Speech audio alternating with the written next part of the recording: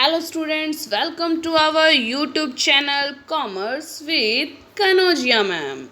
तो स्टूडेंट्स, आज का जो हमारा टॉपिक है वो है चैप्टर 10 अकाउंटेंसी का चैप्टर 10 डेप्रिसिएशन, जिसके अंदर ये पार्ट 1 वीडियो है जिसमें डेप्रिसिएशन का ओनली स्ट्रेट लाइन मेथड करेंगे हम विद इलिस्ट्रेशन, और फिर उसके बाद जो नेक्स्ट है वो नेक्स्ट वीडियोज़ में आएंगे। ठीक है, जो भी मेथड है वो नेक्स्ट वीडियो में आएंगे, written down value method and so on. तो आ जाइए स्टूडेंट्स, पढ़ते हैं। हाँ जी, फर्स्ट ऑफ ऑल हम ये देखते हैं कि डेप्रिसिएशन है क्या, इसका मीनिंग क्या है वो देखते हैं।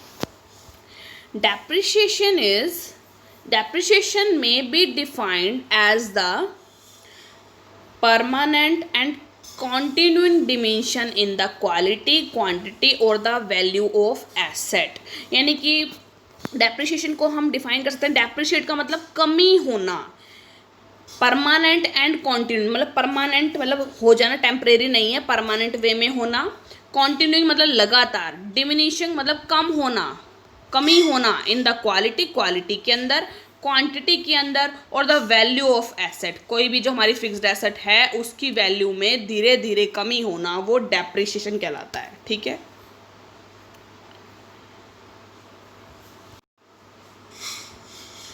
जैसे कि आप ये देख सकते हैं, मैंने एक कार खरीदी, ये है कार खरीदी। ठीक है, जैसे जैसे मैं उसको कंटिन्यू यूज़ कर रही हूँ, मैंने उसको मतलब नई निकलवा ली कार। ठीक है, जैसे जैसे उसका कंटिन्यूस यूज़ कर रही हूँ वैसे वैसे ही उसकी क्वालिटी में कमी आ रही है, उसके टायर घिस रहे हैं, सब कुछ हो रहा है। ठीक है, उसकी एवरेज में कमी आ रही है। क्वांटिटी में इसमें नहीं आ सकता, कोई दूसरी वैल्यू हम यूज़ करेंगे, उसमें क्वांटिटी में भी चेंज आएगा। ठीक है, वैल्यू ऑफ एसेट की वैल्यू में भी चेंज आएगा। आज मैंने कार 5 लाख की खरीदी है ना, तो अगर मैंने उसको 2 साल चला ली तो वो उसका आधा प्राइस आएगा, 2.5 लाख पे पहुंच जाएगी वो। ठीक है, तो ये होता है डेप्रिसिएशन। किस लिए वो इतनी कमी पे आ जाएगी, भाई 5 लाख की खरीदी थी, मतलब थोड़े टाइम बाद वो 2.5 लाख की हो जाएगी। क्यों? क्योंकि उसमें डेप्रिशिएट हुआ है, उसका मॉडल की कमी आई है, क्वालिटी में कमी आई है उसकी। ठीक है, क्योंकि मॉडल टेक्नोलॉजी नई नई आने लगी, उससे क्या हुआ, उसकी वैल्यू में कमी हो गई। ठीक है स्टूडेंट्स, समझ में आया? आगे आ जाओ। अब डेप्रिसिएशन के काज क्या हैं, क्यों डेप्रिशिएट होती है कोई, भाई एसेट की वैल्यू क्यों कम होती है? फर्स्ट, बाय कांस्टेंट यूज, लगातार यूज़ करने से, जैसे जैसे यूज़ करते जाते हैं उसकी क्वालिटी में कमी आने लग जाती है।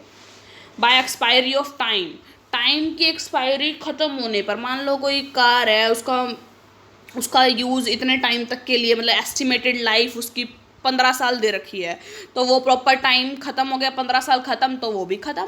ठीक है, या फिर कोई प्रोडक्ट के लिए दे सकते हैं कि प्रोडक्ट की दे रखा है कि 1 साल में इतने 1 मई 2020 में ये ख़राब हो जाएगी, तो यानी क्या है, डेप्रिशिएट हो गई, पूरी वैल्यू ख़त्म उस चीज़ की। ठीक है, थर्ड, बाय ऑब्सोलेंस का मतलब होता है, मतलब नई चीज़ आ जाना, उसका पुराना हो जाना। यानी कि ये लगा लो, आजकल के टाइम में जो कीपैड मोबाइल हैं वो चलते हैं, ज़्यादा नहीं चलते ना।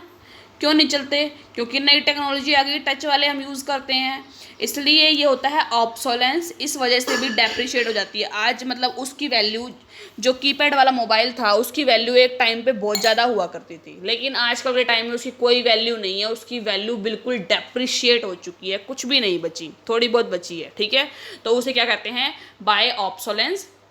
बाय एक्सीडेंट, मान लो आपका कार का एक्सीडेंट हो गया, 5 लाख रुपए की नई कार थी, एक्सीडेंट होने के बाद क्या उसके 5 लाख रुपए मिल जाएंगे? नहीं ना, तो उसकी वैल्यू कम हो जाएगी, तो वो डेप्रिशिएट हो सकती है। बाय डिप्लेशन, धीरे धीरे कमी आना, जैसे माइंस होती हैं, जो माइंस होती हैं, खाने होती हैं, उसमें हम क्या कर लेते हैं, खोद की चीज़ें निकालते हैं, तो धीरे धीरे उसमें कमी आती रहती है, इसकी वजह से उसकी जो वैल्यू में है वो कमी आ जाती है। ठीक है स्टूडेंट्स, आगे हम कुछ टर्म्स पढ़ते हैं जो डेप्रिशिएशन जैसे ही हैं, मतलब कि डेप्रिशिएशन से रिलेट करते हैं।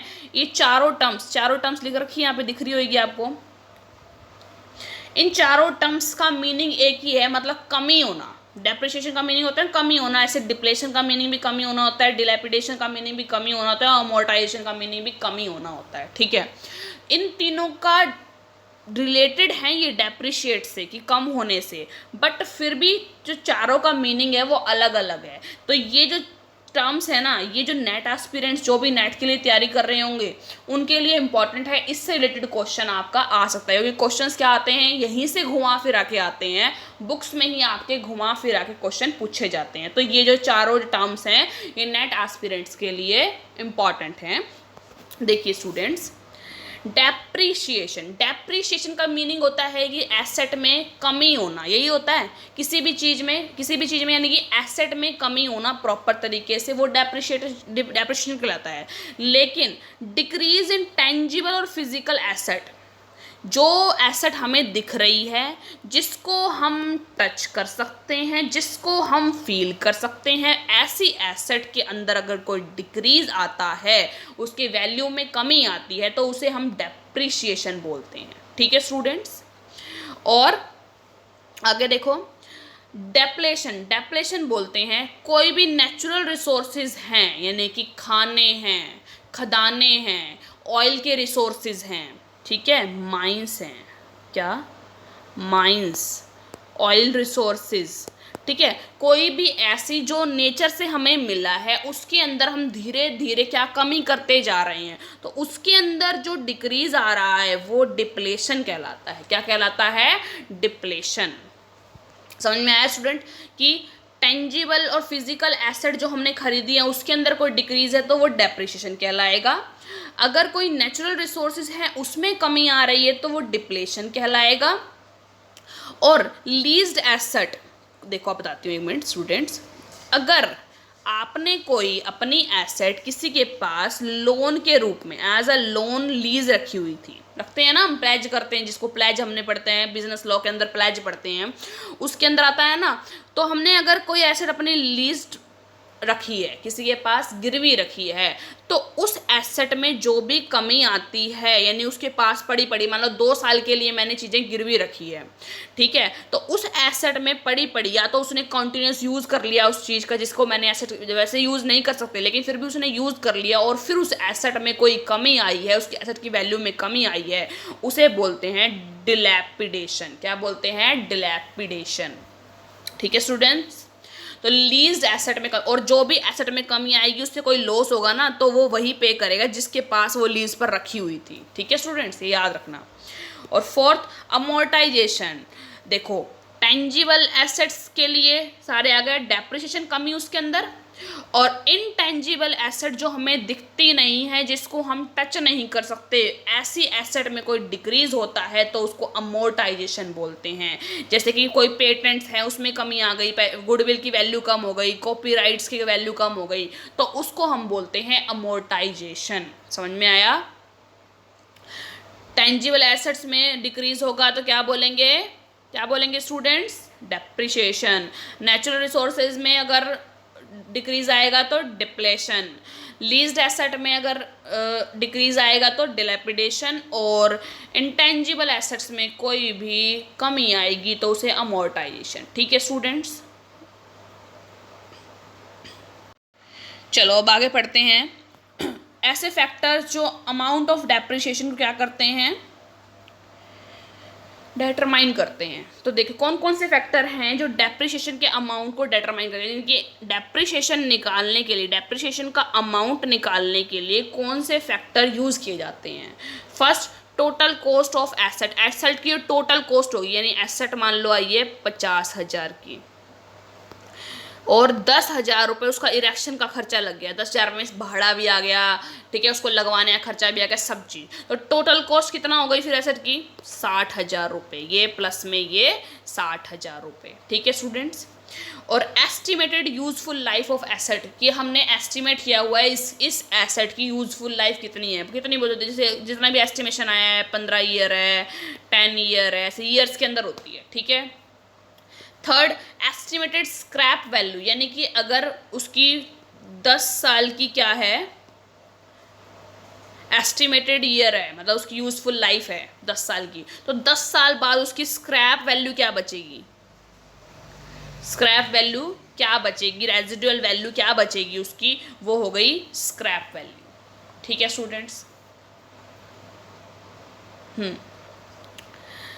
अब आ जाओ, ये देखो, अब फॉर्मूला देखते हैं हम कि डेप्रिसिएशन के अमाउंट को निकालने का फॉर्मूला, डेप्रिसिएशन के अमाउंट को निकालने का formula, original cost of asset, यानी कि जो भी कॉस्ट है हमारी एसेट की वो, प्लस में उसमें जो भी किराया लगा है, भाड़ा लगा है, फ्राइट लगा है, कोई भी जो आपने इरेक्शन चार्जेस लगे हैं वो सब ऐड करके ओरिजिनल कॉस्ट आ जाएगी उसके अंदर। उसमें से हम स्क्रैप वैल्यू जो भी निकाली हुई है, एस्टिमेट हमने करी हुई है, वो माइनस करेंगे अपॉन में estimated life of asset, life कितने टाइम तक वो एसेट रहेगी, एस्टिमेटेड लाइफ क्या है, 10 ईयर है, 15 ईयर है, वो आपको क्वेश्चन में दे रखा होगा। स्क्रैप वैल्यू भी आपको क्वेश्चन में मिलेगी। ठीक है स्टूडेंट्स, आ जाओ, कौन कौन से मेथड हैं डेप्रिसिएशन को प्रोवाइड करने के। डेप्रिसिएशन प्रोवाइड करने के देखो वेरियस 8 मेथड्स हैं, बट हम मोस्ट ऑफ यूज़ करते हैं 2 मेथड्स का। ठीक है, तो बता देती हूँ नाम कौन कौन से हैं, नाम आपको पता होने चाहिए, लेकिन यूज़ जो किए जाएंगे इस बुक में वो हैं फिक्स्ड इंस्टॉलमेंट मेथड, या फिर स्ट्रेट लाइन मेथड, या डिमिनिशिंग बैलेंस मेथड, या रिटर्न डाउन वैल्यू मेथड। ठीक है, तो अब फर्स्ट मेथड है fixed instalment method, second diminishing balance method, third one is annuity method, fourth one is depreciation fund method, fifth one is insurance policy method, six one is revaluation method, seven is depletion method, और eighth one is machine hour rate method. ठीक है students, कौन कौन से 2 पढ़े जाएंगे हमारे इस चैप्टर के अंदर, चैप्टर 10th के अंदर, ये 2। फिक्स्ड इंस्टॉलमेंट मेथड, इसका दूसरा नाम है SLM, क्या है, SLM, स्ट्रेट लाइन मेथड। ठीक है, और डिमिनिशिंग बैलेंस मेथड का है रिटर्न डाउन वैल्यू मेथड। ठीक है स्टूडेंट्स, चलो अब हम इस जो आज की वीडियो है उसमें सिर्फ एक ही मेथड पढ़ेंगे, फिक्स्ड इंस्टॉलमेंट मेथड। तो देखिए कैसे है फिक्स्ड इंस्टॉलमेंट मेथड का। हाँ जी, देखिए students, in this the amount of depreciation is charge at a fixed percentage on the original cost, यानी कि जो डेप्रिसिएशन हम चार्ज करेंगे वो फिक्स्ड परसेंटेज पे करेंगे। ठीक है, परसेंटेज एक फिक्स रहेगी और ओरिजिनल कॉस्ट पर ही चलेगी, यानी कि मैंने 50,000 की एक एसेट खरीदी थी, तो एसेट का वैल्यू चाहे डेप्रिसिएशन लगा ला कितना ही हो जाए, लेकिन ओरिजिनल कॉस्ट 50,000 की थी ना, तो इसी पे 10% मान लो देना है हमें डेप्रिसिएशन, 10% चलता रहेगा, 50,000 50,000 50,000 50,000, जितने भी सालों का चलेगा 50,000 ही चलेगा। ठीक है, ओरिजिनल कॉस्ट पर क्या लगता है, डेप्रिसिएशन चार्ज होता है। So it is termed as original cost method, इसका दूसरा नाम ओरिजिनल कॉस्ट मेथड भी कह सकते हैं, क्योंकि इसमें original cost per depreciation charge किया जाता है। The amount of depreciation remain equal from year to year, year to year account जो अमाउंट है डेप्रिसिएशन का वो सेम रहता है। And such as the method is also known as equal instalment method, क्योंकि देखो जो इंस्टॉलमेंट है, जो यानी डेप्रिसिएशन का जो अमाउंट है वो हमेशा ईयर टू ईयर क्या रहता है, इक्वल रहता है, तो इसलिए इसको क्या बोलते हैं, इक्वल इंस्टॉलमेंट मेथड भी बोल सकते हैं, और स्ट्रेट लाइन मेथड तो बोलते ही हैं SLM मेथड। ठीक है, आपसे कोई भी क्वेश्चन पुट करता है कि डेप्रिसिएशन का जो SLM मेथड है वो बताइए, तो आप ये बोल सकते हैं कि इसके अंदर क्या है, जो डेप्रिसिएशन चार्ज करते हैं ईयरली वो इक्वल अमाउंट में होता है। ठीक है, इक्वल इंस्टॉलमेंट होती है उसकी। ठीक है स्टूडेंट्स, SLM। अब देखो इनकी अकाउंटिंग ट्रीटमेंट कैसे होती है, यानी अकाउंटिंग की जो पोस्टिंग होती है जर्नल एंट्री में वो कैसे होती है, देखते हैं। चलो देखिए students, accounting treatment, first entry for purchase of asset, कोई भी आपने एसेट परचेज करी है उसके लिए एंट्री क्या आएगी भाई, asset account debit to cash, या कोई बैंक से पेमेंट करी हो तो बैंक, और अगर क्रेडिट में खरीदी है वो जो एसेट है तो वेंडर अकाउंट, वेंडर का जो भी नाम होगा वो आ जाएगा। ठीक है, सेकेंड प्रोवाइडिंग डेप्रिसिएशन, जब डेप्रिसिएशन प्रोवाइड कर रहे हो तो क्या एंट्री आएगी, डेप्रिसिएशन लगेगा, यानी जो भी कमी आ रही है, ह्रास आ रहा है, हिंदी में बोलते हैं डेप्रिसिएशन को ह्रास, ह्रास का मतलब होता है कमी आना।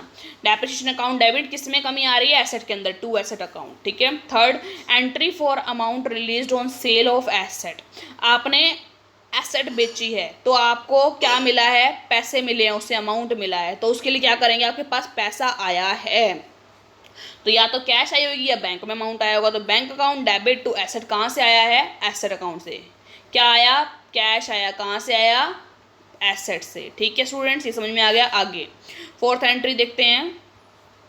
Entry in case of loss on sale of asset. अगर जो आपने एसेट सेल करी है उस पर लॉस हुआ है, और लॉस हुआ है तो लॉस पीएनएल अकाउंट के डेबिट साइड में आता है, क्योंकि लॉसेस सारे डेबिट होते हैं। तो पीएनएल अकाउंट जो होगा वो डेबिट हो जाएगा लॉस की वजह से, क्योंकि वो डेबिट है। लॉसेस क्या होते हैं? डेबिट होते हैं। और किससे हुआ है वो? सेल ऑफ एसेट से, टू एसेट अकाउंट। ठीक है।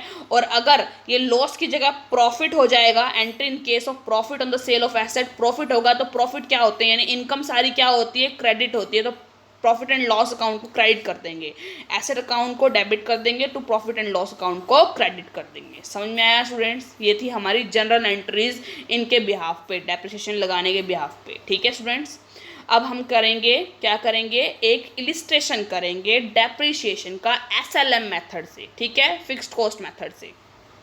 आ जाओ स्टार्ट करते हैं इलिस्ट्रेशन। देखिए स्टूडेंट्स,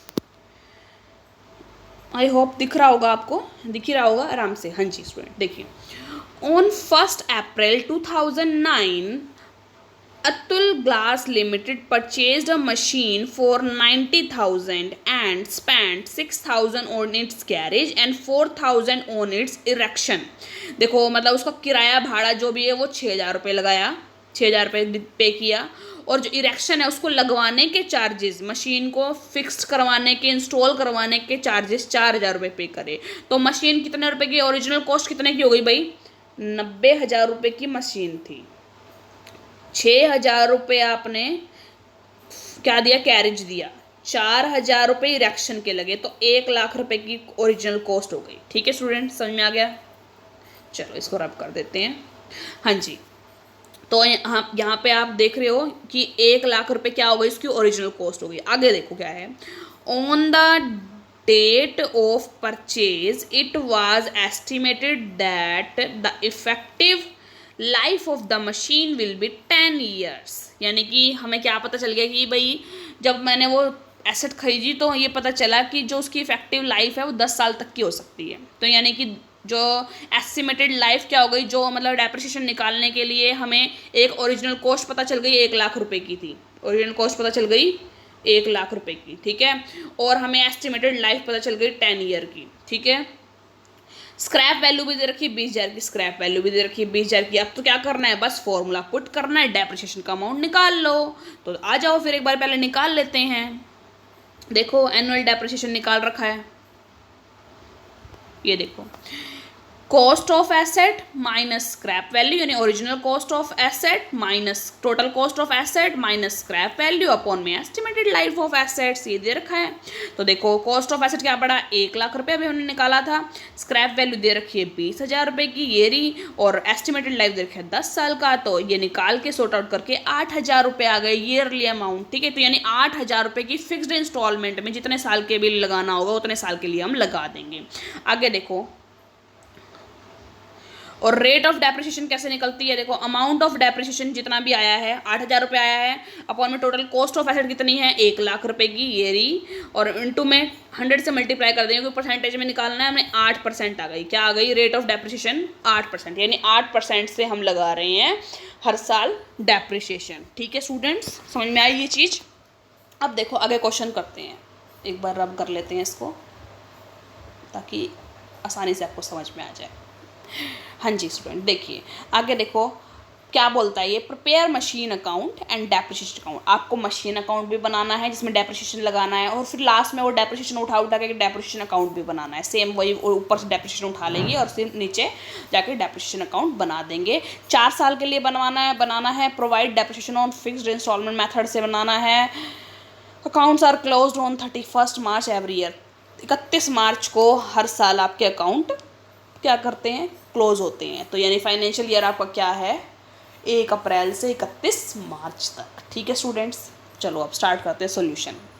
यहाँ तक आपको समझ में आ गया था।